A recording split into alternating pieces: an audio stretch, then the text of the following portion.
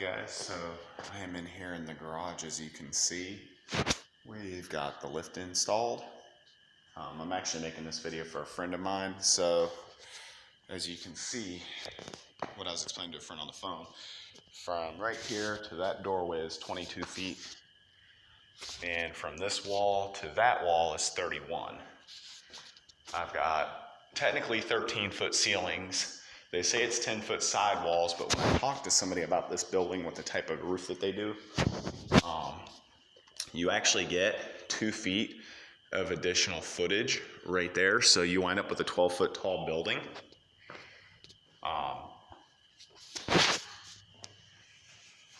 I saved almost $4,500 by going with 10-foot tall ceilings on the side. By using a regular roof, I got the extra 2 foot, which saved me, like I said, about $4,000 in additional costs. I got the building wired up. I don't have the power yet turned on because I've got that run underneath through the crawl space, but I've got to get a breaker tomorrow to connect up to my main panel, and then at that point I'll have power in here and I'll have those 3 lights. I still got a gang box to hook up right over here for an overhead light for here and an overhead light for over here. So, and right now I've got my extension cord in here and a LED light plugged in, but I'm gonna have a desk over here, and I'm not making all the same mistakes that I made before in Detroit with this building. Number one being the roof. And I will not put another 2-post lift in here either. I'm gonna put my mid-rise in here, and the 2 posts is over this way next to the shop crane, so if I gotta take an engine out, it's right there. If I gotta take a fuel pump or transmission out, transmission jack's right there. So with that being said, mid-rise, alignment machine, stands, it's coming along. I've got all the outlets run, wired. That was fun today, doing 20 amp outlets, 20 amp wire. But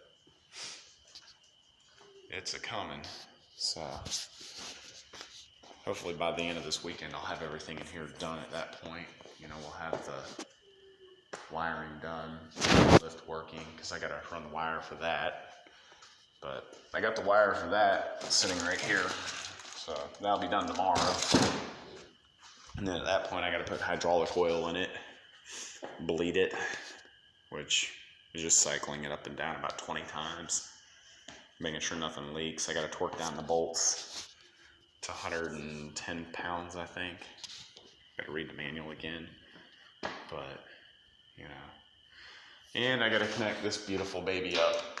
I gotta actually get this one lifted up, that way I can get that connected. If you pay attention, this one's a little bit off from that one, and I had to raise and lower these several different times, that way I could get the hydraulic lines hooked up, the cables run.